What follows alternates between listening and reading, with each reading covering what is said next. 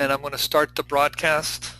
And as soon as I do that, I'm also going to say, start the pre-call info. The broadcast is now starting. All attendees are in listen-only mode.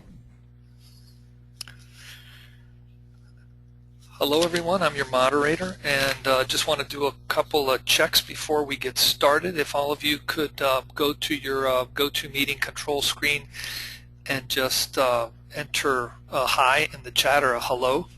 Just want to make sure everybody can use that and can communicate with us if they like. There it is. Hello Susan. Hello Mindy. Okay, it looks like that part of this is working. Also want to point out that Ann, towards the end of the call, is going to be taking take questions via open mic. So if you raise your hand, there's a little icon there for raising your hand. That'll signal to me that you want to ask a question. I'll open the mic and Ann will answer your questions directly. So give us just about a minute and a half and we'll get started.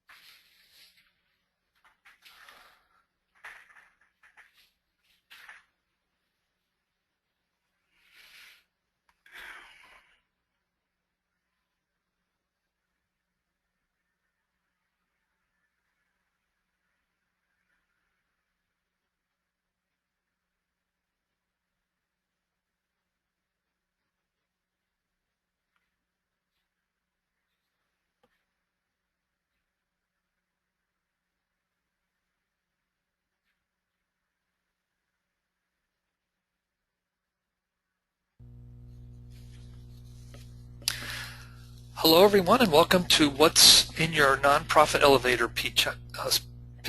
I'm George Diaz and I'll be your moderator today. For those of you that got here earlier, you saw that we did a little check.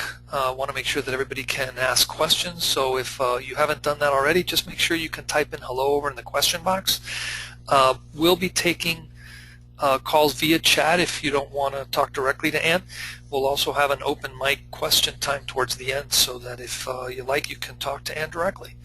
So with that, want to just let you know that Ann is very eager to share her presentation with you and want to make sure that you're open to all her great information. So I invite you to sit back and enjoy yourself. So let's get started. Here's Ann, the president of Speak Out.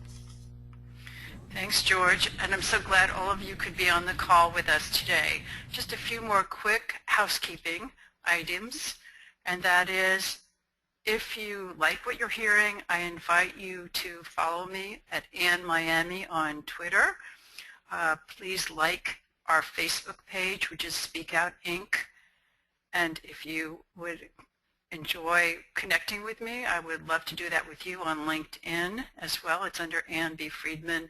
And please do tell your friends about today, your contacts. I'm happy to share what I know with them as well. So as we get started, I invite you to think for a minute about why you decided to sign up today, why you're here, and what you want to take away from today's workshop. And I encourage you to write it down, and when we come back to the end, let me know if you did get what you expected or if there's something I didn't cover that might be helpful to you for the next time. So a little bit of background. I used to be a very shy teenager, but I was always curious. And I decided to become a journalist because you got paid for asking questions, and it helped me come out of my own shell. I could never imagine as a teenager doing some of the things I've had to do in my professional career. Over the years, after being a journalist, I started a company creating speeches and presentations, helping executives, helping community leaders like you to get their messages across. And I've worked with a number of Fortune 500 companies, entrepreneurs, and nonprofit organizations. And I am a consummate networker. I'm immediate past president of the National Association of Women Business Owners, Miami chapter. I'm on the board of directors of the Greater Miami Chamber of Commerce, and I'm involved with other organizations as well. And I would look forward to working with you too. So what are we going to do together today? First, we're going to look at what an elevator pitch is not and what it is. And I'm going to give you some practical techniques to help you make your networking even better than it already is by creating an outstanding elevator pitch for your nonprofit. By the way, the principles apply to your business or career if you're involved with a nonprofit as a volunteer and not professionally. Works either way. And I'm also going to give you some tips that will help you go further after the webinar. So let's get started, shall we? If you've been to a networker, you may have noticed that there are 4 types out there, and I've found these over the years. Let's see if you identify yourself in any of these types of networkers. First, we have what I call the shark, or sometimes their cousin, the moray eel. This is the type of person who grabs a hold of your arm and does not let go until you give them your phone number, your business card, your firstborn, something. This is the type of person that you feel like almost like you're prey out there. And truthfully, sometimes we are that shark because you see a prospect, you see a potential donor, you see a volunteer, you see someone that you've been dying to talk to, and there they are. The next type is the kind of networker who goes, bah, bah, bah. Well, they may not do that in a public place, but they think about it. And they say to themselves, everyone here's a snob. I'm not going to meet anyone. Why did I even come? And so, sorry. The next type of networker you have is, oops, sorry, a little bit of technical here. Let me make sure it's going. Sorry. Let's try it this way. The next type of networker we have is the social butterfly. You know this type. They flit over, they make you feel important for just a few seconds. And then, before you know it, they're off talking to someone else. Again, we may be that kind of social butterfly, but what we really are striving for is to be what we call the engaging, articulate octopus. This is the type of person who says, George, why don't you come over here and meet Ashley? And Ashley, I know you're dying to meet Marvin. And this is the type of person who connects people. And your elevator pitch can help you be that kind of person, the kind of person who everybody really wants to talk to. After all, isn't that why you go to networkers? Isn't that why you're involved in your organization? Now, what is networking? It isn't making a sale. It isn't getting someone to sign on the bottom line to come be part of your nonprofit organization or give you a contribution or volunteer for anything, although that would be great. A networker, a self-introduction, an elevator pitch is simply a really good conversation that could start a relationship. You want to think about why are you going to a networker and who do you want to meet and why are you really there before you go. That helps you form the right kind of elevator pitch for your particular organization or cause or charity.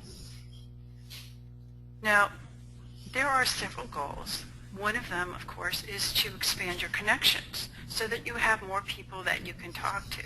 And the other is you may have a specific event coming up. This time of year there's so many holiday parties, there's so many runs and walks and special events. Is that why you're talking to me? You'd really like me to come? what is your purpose for your elevator pitch? So we're going to do a little poll now. We have several that are planned throughout the presentation. And I'm going to ask you to answer these questions as honestly as you can. And then we're going to share the results. George will let us know how you responded. So as you see the questions, if you just take a few seconds and answer what applies to you. Okay, poll still open.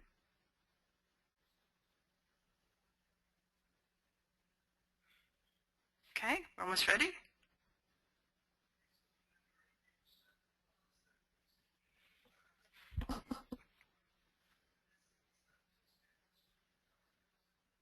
Okay, that's great. Thank you. This is important for you to be thinking about when it's your turn again to go out there. Why are you out there networking? What is your goal?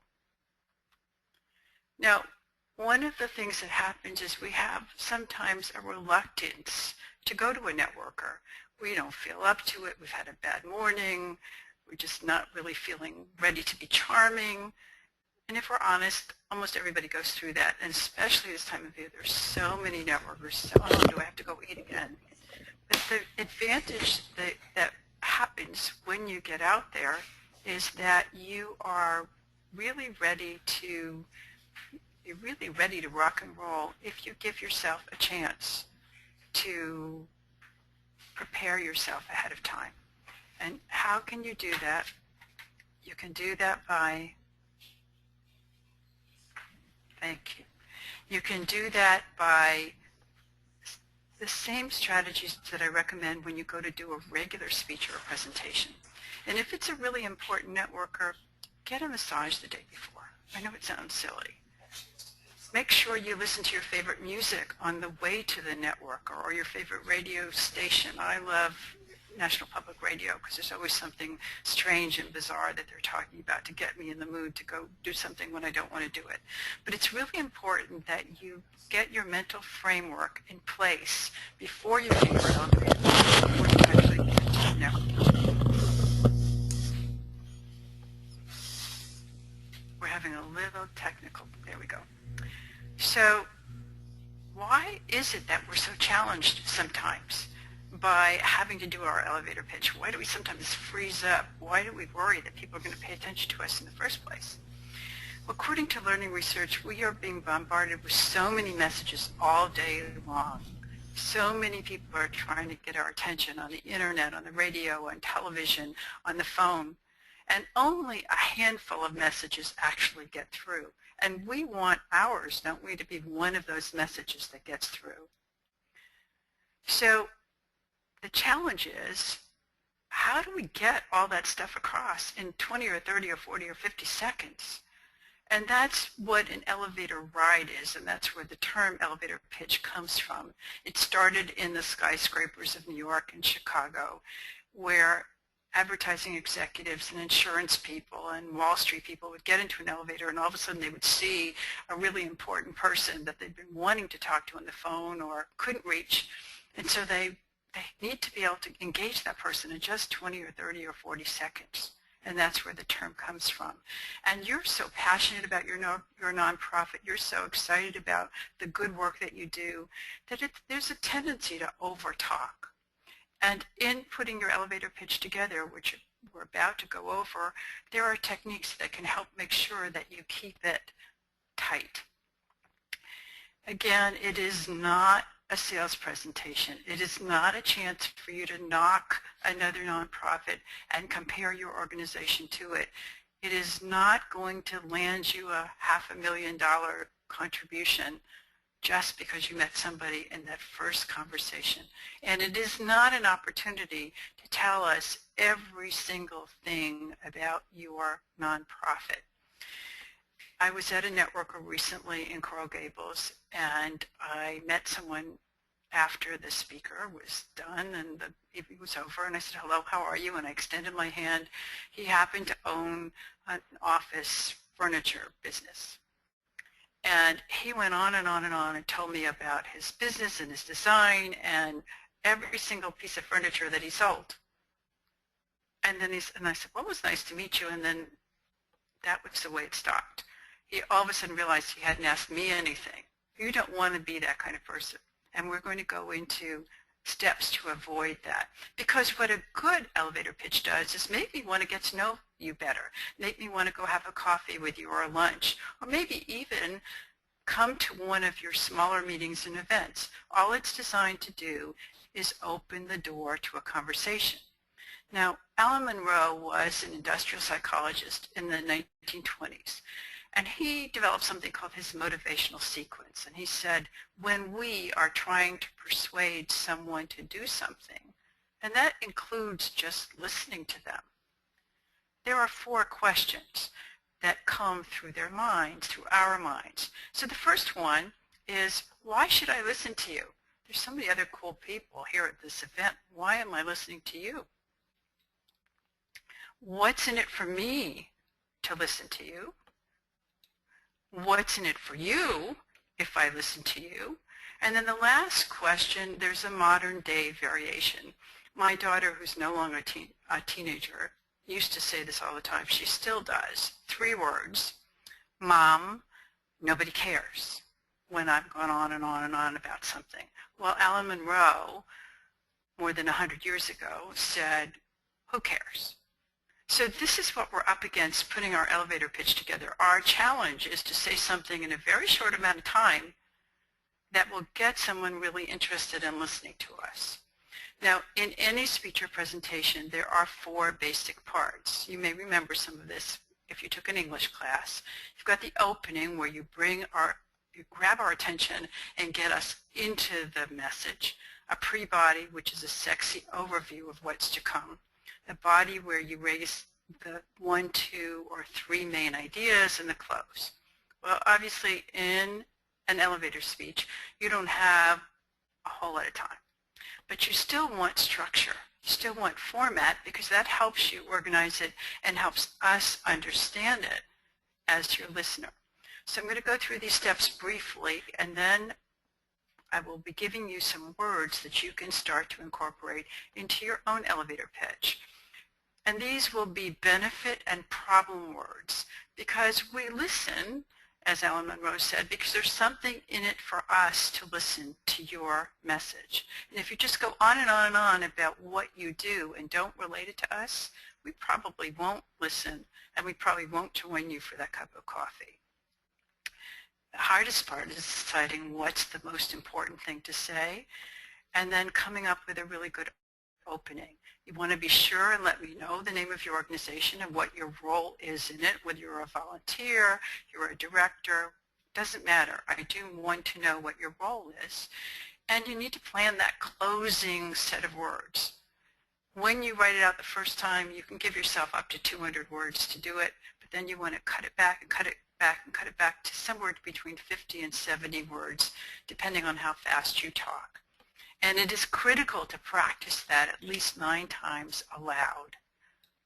So here are those words that I was mentioning to you that will really help you. And I'm going to invite you now to look at these words. I've got 3 different sets of slides with words on them. Which one of these words are benefits that if I talk to you, I'm likely to get from our conversation, from continuing a relationship, from knowing about your nonprofit? So here's one set of words. Now here's another. Will you give me peace of mind? Will you help students get better grades? What is it that you're doing? Okay, these are more benefit words. So again, I'm asking you, and if you don't see some that are here, go ahead and write out some that come into your mind, or perhaps that you typically use. I'm going to shift directions, because another reason that these are the indirect rewards. Will you get recognition? Will you create a sense of belonging? Or does your organization add to the prestige or appreciation of the arts? What is it that you're doing? Some of us only respond because we see you as a problem solver. Are you frustrated with this? Are you discouraged about the state of our healthcare system? Are you disappointed with all the cutbacks in education? These are other ways, other words. So I'm going to ask you now to write out 3 or 4 benefit words or problem words that your organization addresses, that are important to you, that you believe would be important to someone else. And then narrow them down to 2.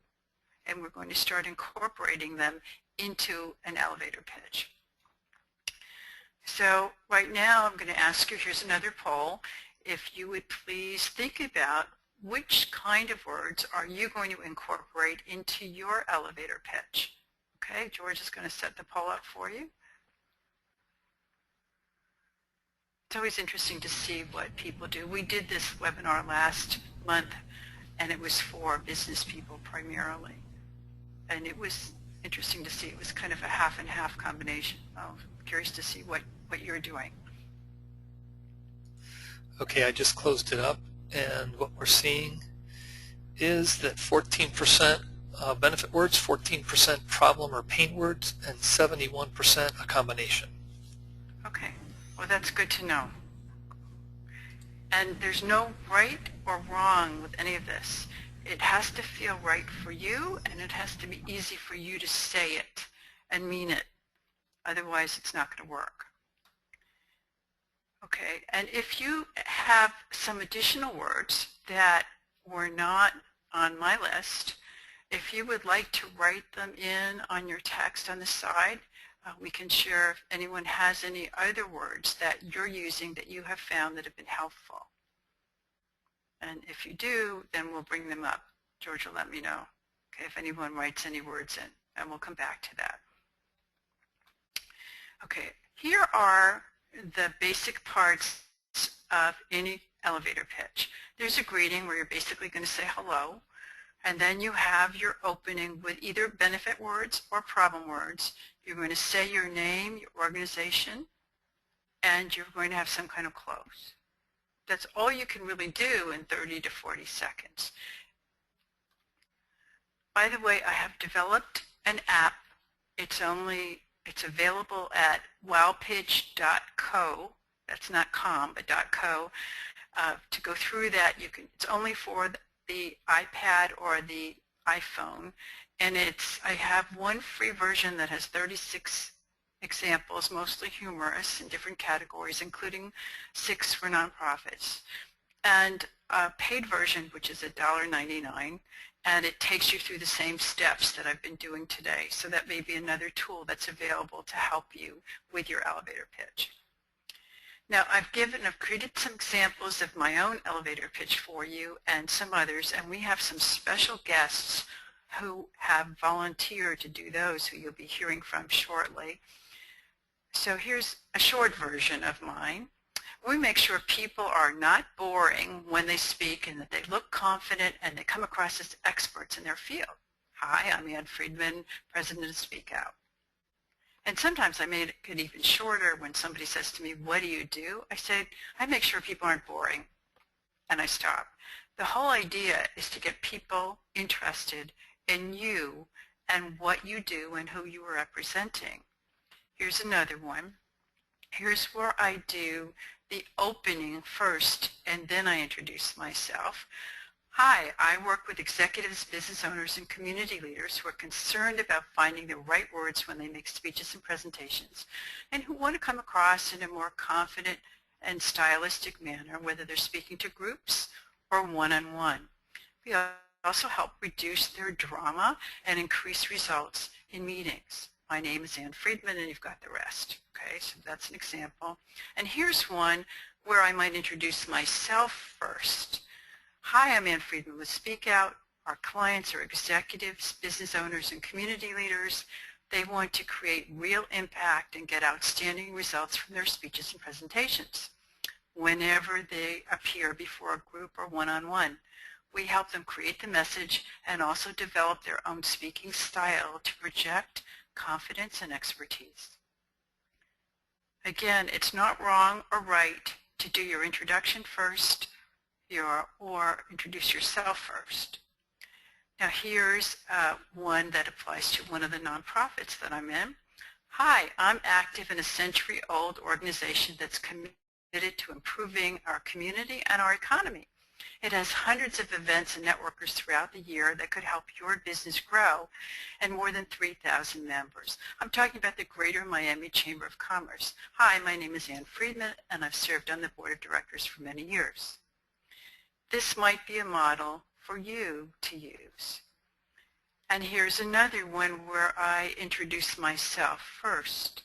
Hi, I'm Ann Friedman with the Miami chapter of the National Association of Women Business Owners.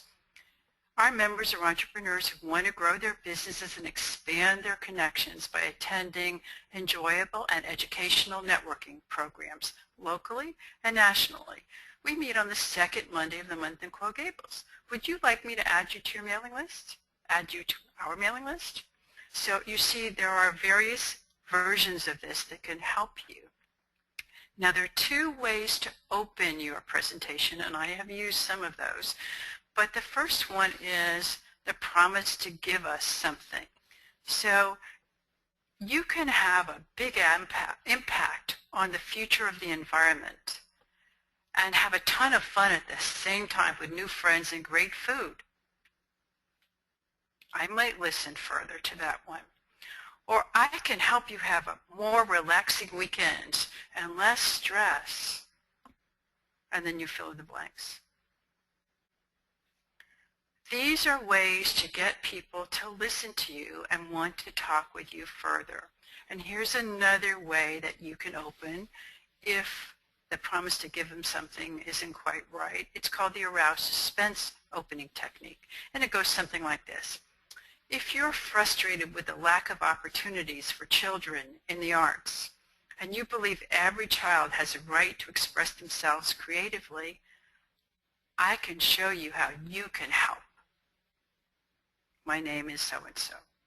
So these are two examples of elevator pitches that can help you, two examples of openings for elevator pitches that can help you get started on the right track. And again, it doesn't matter if you actually open with those or you introduce yourself first. It's what you feel comfortable with. So again, here's the format. You state the benefits first or the problem and what you provide concisely. You put your name and your position and the name of your organization, and you have a closing and you ask a question. Now, at the end, I have some of the best tips coming up, and those deal with how to ask some of those questions, so I encourage you to stay tuned. Here's that example again. You want to make sure you reach out and shake your hand and smile, and then do the opening and your name and have a question ready to ask. And again, we're going to go over those questions in a moment. Or you do the reverse. So, oops, going the wrong way, sorry. There's one more format that I want to share with you, and that is Allison's 4 W's. Allison Maslin is a coach that I've been working with in California, and her website is there. It's myblastoff.com. And she says you can fill the blanks in. I work with, and you can fill in who your nonprofit works with, who want to do such and such whenever they're doing this every day. It's a simple format. I want you to try it on your own and see how it works for you. It's just another option. Again, in a networking situation, we want to make sure that you extend your hand, you introduce yourself, and that you make sure that you give the other person an opportunity to speak as well, and that you ask them questions. So my question now to you is, which format do you expect to use? Are you going to introduce yourself first by name? Or are you going to say something stimulating and then introduce yourself? George, the poll is open now. Okay. The poll is on.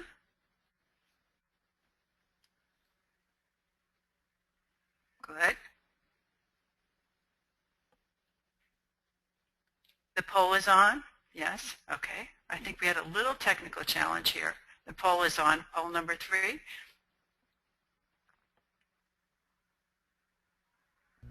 Sorry, folks.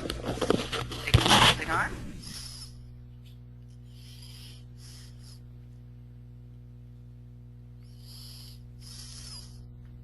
good.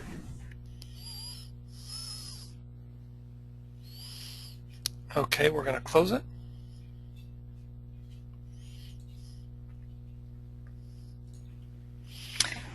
And the results are 14% helping children or education, 14 health related. Wait. No, do I have the wrong poll up? Sorry. This next poll is which format? All right, what poll do you have, George?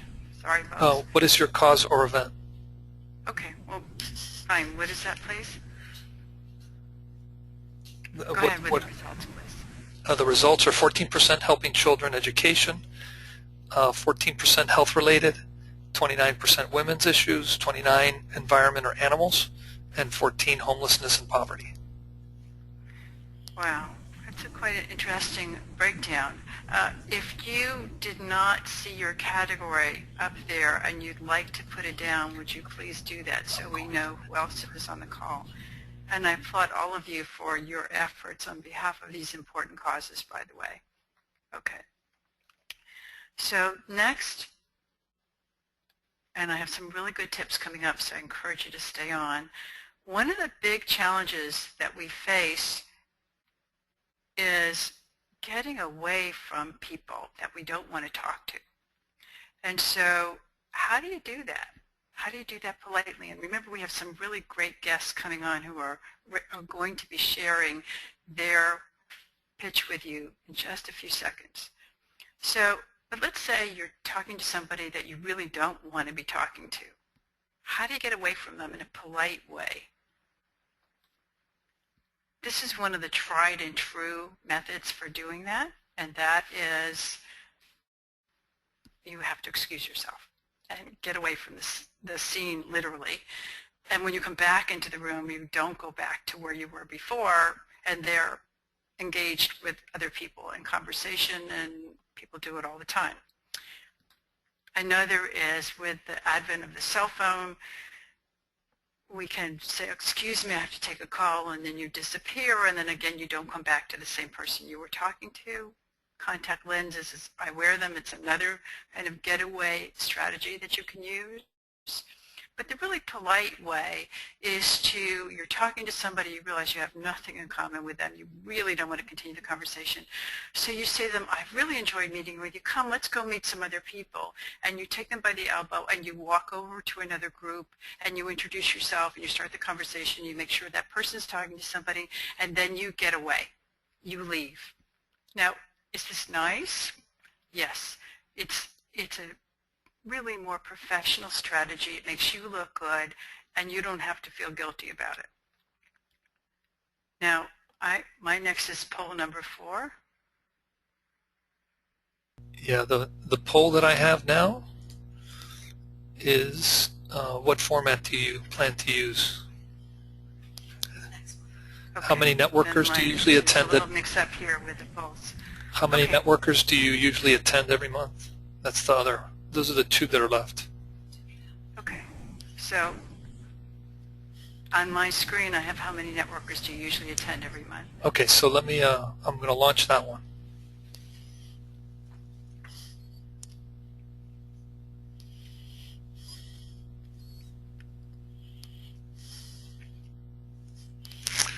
Okay, so I'm going to close the poll. And you have 33% 0-1, 44% 2 to 4, 22% 5 or more. So that means many of you are at least once a week going out there and doing your networking self-introduction, your elevator pitch. And it is the mini speech that most of us give most of the time.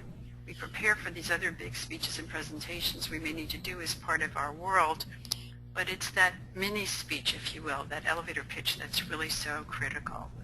So it's really important to practice aloud until you're natural sounding and be ready to follow up with questions, which we're going to talk about in just a few minutes.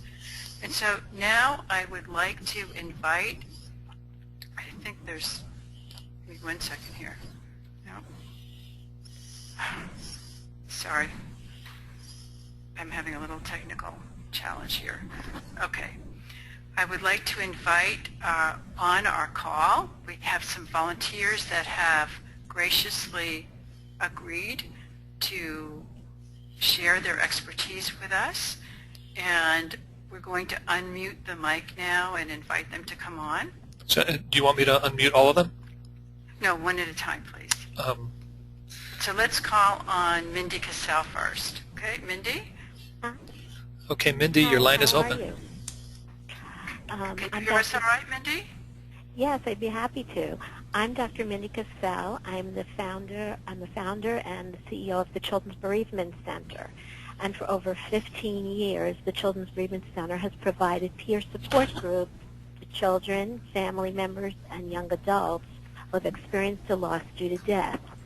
Our weekly groups are free of charge and offered at school sites throughout Dade and Broward counties. And it's the power of the camaraderie that really helps children and adults adjust to life after loss. Wow, that's a very powerful self-introduction, Mindy. What usually happens when you say that to people? Well, they go, wow, that must be so difficult to do. And then I explain to them that it's really the most joyful work that I've done in my life because I get to watch children and family members heal after loss. It must be very rewarding what you do. Well, it is rewarding, and we get the whole community involved. So in that way, I get to meet wonderful people all the time. And that's one of the bonuses. How do you get yourself charged up when you have to go to a networker and you may not really feel like you want to go? You know, it's funny. I was looking at that when you started, and I was thinking, how do I get myself charged up? Because it actually happened to me this morning that I heard very bad news, and I was going into a place where I had to talk about the Children's Bereavement Center to a group of people. And I think I just look at people one-on-one and individually and know that this is something that I always want to tell people about because there's always somebody in every group that needs our services or has known somebody who has needed our services in the past. It's so common because it is something that's so universal. And I guess when I get into these groups and I see how people really appreciate what we do and know that our services are so needed that I get excited about it. It just somehow happens naturally. Thank you so much, Mindy, for sharing what you do. And would you like to give your website so if someone wants to reach out to you, they know how to find you? Oh, absolutely. We're at www.childbereavement.org, or you can just Google us by contacting Children's Bereavement Center Miami. Thank you so much, Mindy, for being on the call. I really appreciate it. Oh, no, it's been wonderful. I've learned a few things. Good. Thank you. Yeah, I'm so glad. Thank you. Bye-bye. Okay. Thanks. Bye-bye now. Okay. And next up, we have Susan Shapiro. Okay, Susan, your line is open now. Susan, are you there? Hi, can you hear me? Yes. Can you hear Hello? us, okay? Yes. We're going to do the same thing. We're going to pretend we're at a cocktail party or a networker, and I say to you, so Susan, tell us what you do. Okay? Well, ready? I'm with the Tropical Audubon Society, and basically we help save the planet. We do that with conservation, education, of course birding, and a whole lot of fun with a lot of activities that we do out in nature all year long. Wow. It sounds like fun. What kind of reaction do you usually get when you give your elevator pitch like that? Usually it's a wow, oh, trying to save the planet. That's cool. That's great, you know. And then as we get into it, generally by the end, and I talk about the fun part, they'll oftentimes ask what kind, you know, what do you do exactly? So then we talk about work days, we talk about our paddle out kayak trips, we talk about our concerts. We talk about, I start to talk more detail about things like advocacy, where we get serious about the issues, local issues, and how we're there to help, you know, physically with the land, but also with our public speaking opportunities to get on the record about certain important issues. And what would you say, I'm going to ask you the same question I asked Mindy. There are times, Susan, right, when you know you have to go somewhere and you really just don't feel like you can be on.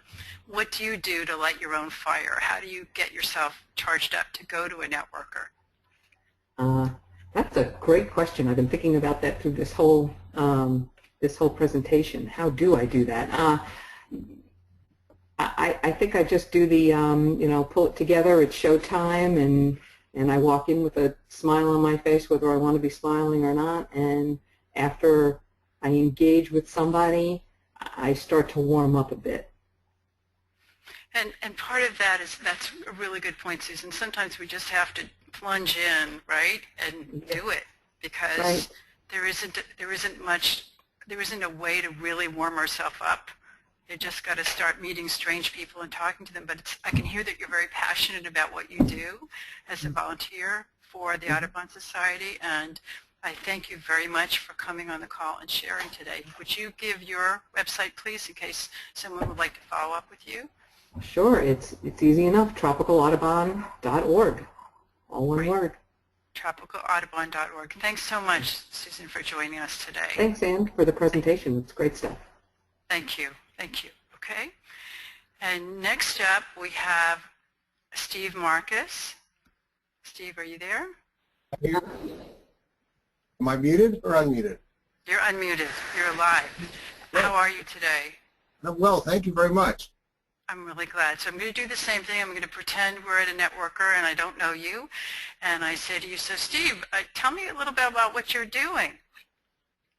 Well, we are the Health Foundation of South Florida. I'm the president and CEO, and I like to think of us as change makers focused on funding social investment grants in the region to improve the health of people through prevention and early intervention like primary care and health promotion grants. Over the last 21 years, we've invested $106 million in reaching underserved and uninsured people. And beyond funding, we do public policy, environmental, and systems change. We're looking for partners who are interested in becoming change makers and creating a culture of health and wellness. Wow. And what kind of reaction do you get, Steve, when you share that at an event or a cocktail? What kind of questions do you get? People want to know what you've been asking people to do after this. What's your website? I'd like to know more, which is a good way to begin. Mm-hmm. I encourage them to take my email address and tell me if they're interested in becoming a partner and how they think they might like to be engaged. And what's the most rewarding part of this process for you? You know, I really think, it's creating a pathway for individuals to attain good health, either as a selected population for a group, or individually, or a family, or a child, or an older adult. All of those ideas of reaching those populations to give them good health are what really excite me. I think, and again, as the type of work you do and the results you're seeing after all these years makes you feel good about getting up every morning, yes? Absolutely. Getting a chance to invest in our community to change health is a real privilege and an honor. Well, I applaud you and I thank you for all your good work, as I do the other two callers. And would you like to give your website again, so in case people would like to reach out to you, they have it, please? Sure. www.hfsf.org,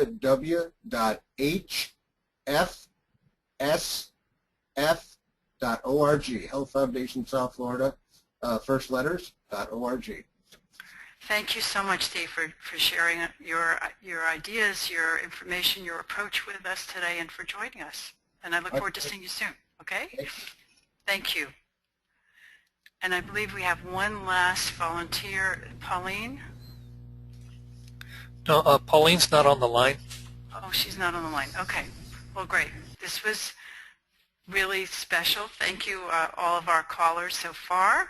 And now I'm going to go forward with a new way that I have of helping you to go even deeper into how to use your elevator pitch, how to be more effective as a leader whenever you're communicating, whether it's in your volunteer role or your professional role.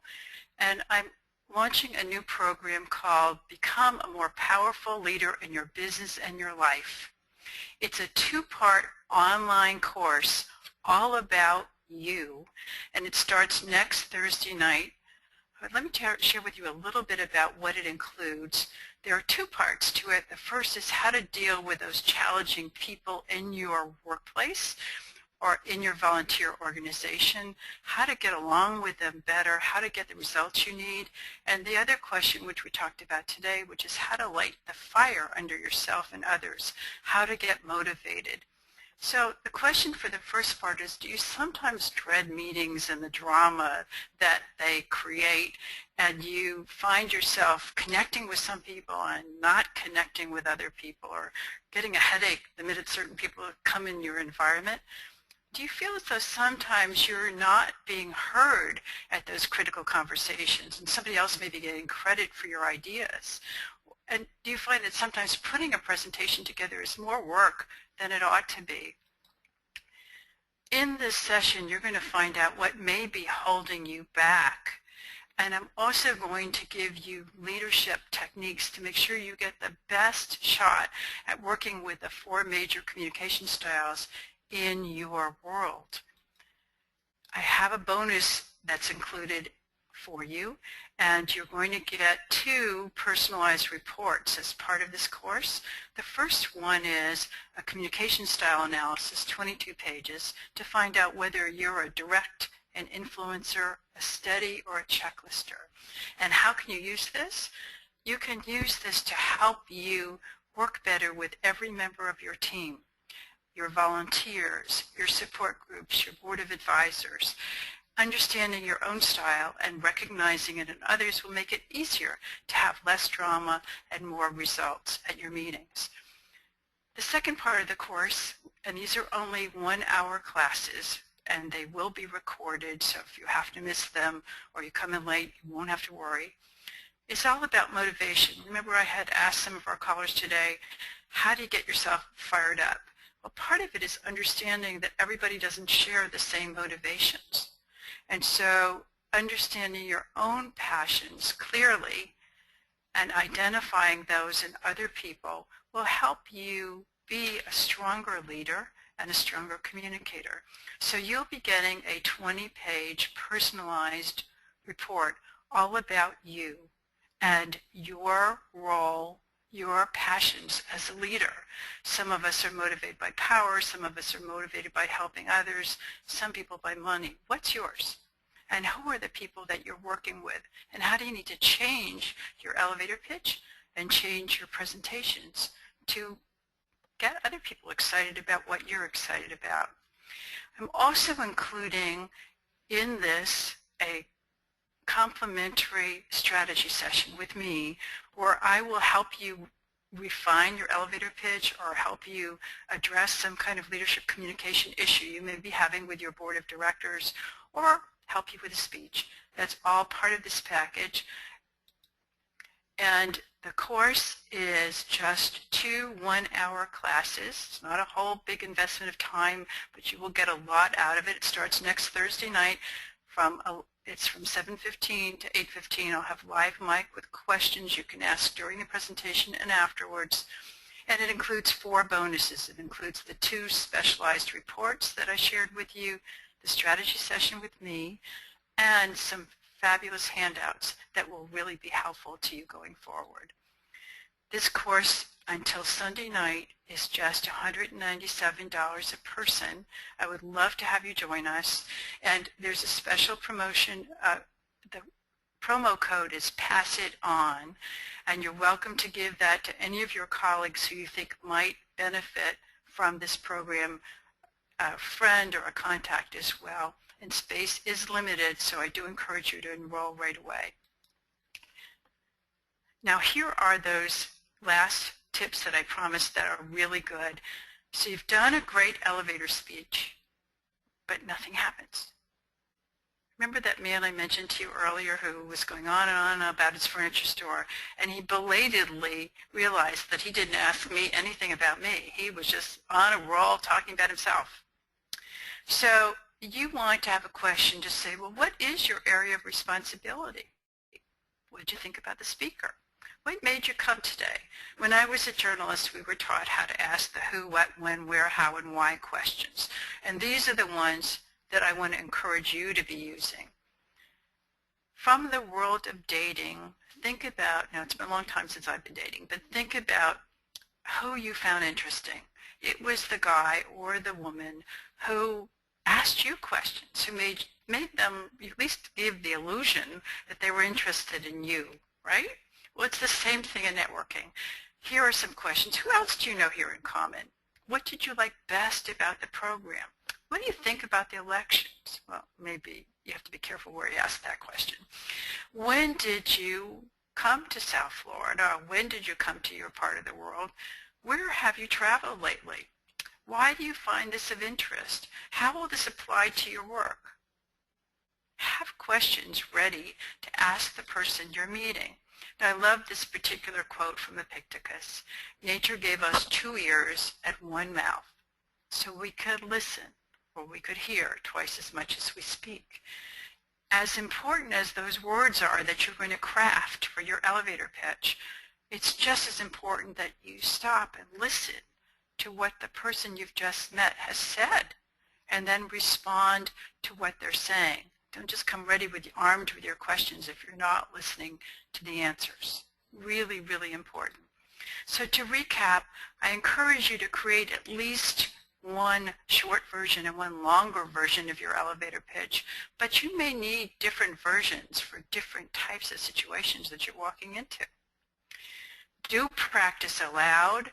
The best way is to practice at least 9 times and make sure you do it out loud. It doesn't do you any good just to read it over on paper, because it could look great on paper, but it doesn't work when you go to say it.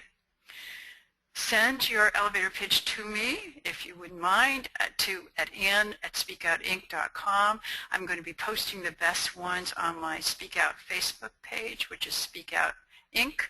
We'll invite you to like that page, by the way, if you enjoyed today. And a final reminder about the course that starts next week. It is 2 parts. It will be recorded. It will be live during the presentation, but then you will have a permanent reference if you find that of value. It includes the 2 special personalized reports, a private strategy session with me, and some wonderful handouts that are really valuable that will help you going forward. And again, the cost of that course is just $197 a person. I invite you to have several people take the class with you together. You do each need to enroll in order to get your personalized reports, though. It's fun to get a small group together to do this, and I look forward to answering your questions then and now. And so I'm here. I thank you for joining us today, and thanks to our 3 special guests, Susan Shapiro from the Audubon Society, Steve Marcus from the South Florida Health Foundation, and Mindy Cassell from the Children's Bereavement Center. So now, George, I'm open for any questions that we might have, please. Sure. We have a couple here that people have been giving throughout the presentation. How do you know what words are best to use in a given situation? That's a really good question. Part of it comes from practicing and experiencing your reaction and making a note of what really seems to work and what doesn't work. So, for example, if you use the word frustrated and you get a funny face and you don't get a good reaction, don't use it the next time. And you do want to rotate and experiment with words and try them out also on people in your own inner circle before you go trotting out at networkers. That's what I would advise. Okay, we have another one here. What do you do when you practice? What do you recommend is the best way to practice my pitch? Well, what I do is I take it apart in pieces and I break it up. I practice the end first, and then I do the opening, and then I say how I talk about myself. So this is how I recommend you practice any speech or presentation. An elevator pitch is just a short, very short presentation. So practice the line with the benefit words, and then go practice the question that you're going to ask, or the close, or practice how you talk about your foundation or your nonprofit, and break it apart in pieces. look in the mirror. If you're very solemn, if you start sounding bored yourself, it's probably boring to someone else. So fix it. Do not be afraid to cut. That's probably the most painful thing. Cut to the best part. It's easier to say, and then let them ask you questions. Remember, an elevator pitch is not a full-blown speech. It's just a teaser for the real thing. Good question. Okay, Susan, who was one of the speakers, says, do you have a suggestion for improving my Tropical Audubon Society pitch? We could open the line for her again if you like. Yeah, Susan, would you like to come back on and let's talk about that? Susan, your line's open now. Okay. Yeah, I thought I was a little too clipped, choppy, too short. You weren't too short. You can almost never be too short. What is it? You can't be too thin, too rich, or something. There's some kind of cliche like that. You can't be too thin or too rich. You can't be too short when you're doing yourself. You save the planet, and then the second part of, would you do again the second part that you said, please? Well, that I thought I was just too choppy. It's a little artificial giving yourself fairness doing it this way online. It's another thing when you're face-to-face with somebody. But you had a lot of enthusiasm in your voice. You might want to, would you mind doing the second part of it again, please? I remember that you helped save the planet, which was very powerful. Right. I'm trying to remember exactly what I said. We do so, I'm trying to remember. I went through basically what our 4 pillars are for achieving our our mission. Conservation, conservation, education, and I leave out the historic preservation. I jump to enjoyment, and we have a good time with all of the events that we do. So, I think that the only suggestion might be that you make it more you-focused. You didn't get you-focused till the end. So okay. we do the planet, and we do that so that if you make the conservation conversation more personal, you may have seen us doing such and such and so and so, and you when it comes to education, if you have children in this school or that they might have benefited from this. In other words, see if you can make it a little bit less we-focused and a little bit more you-focused to whoever you're talking about on a more personal level. Okay. That might make it more engaging.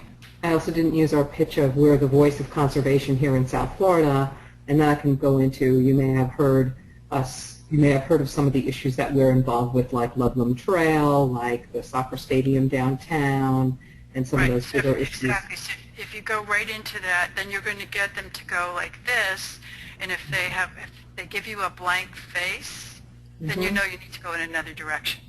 Okay, great. Good, thank you. Good question. Thanks, Susan. Thank you. Yeah, and we have one technical question. Will this presentation be available on your website, or can you email it to us?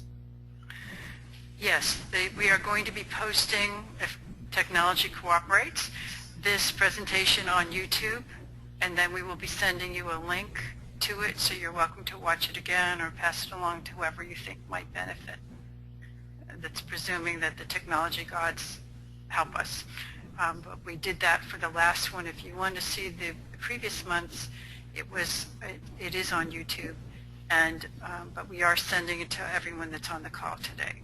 And I thank you. Good question. Any more questions, George? No, our queue's empty. Okay. Well, thank you very much for joining us. I look forward to your coming to our webinar starting next Thursday night, and to seeing and wishing you all healthy, happy holidays in the days ahead. Thank you now. Bye-bye.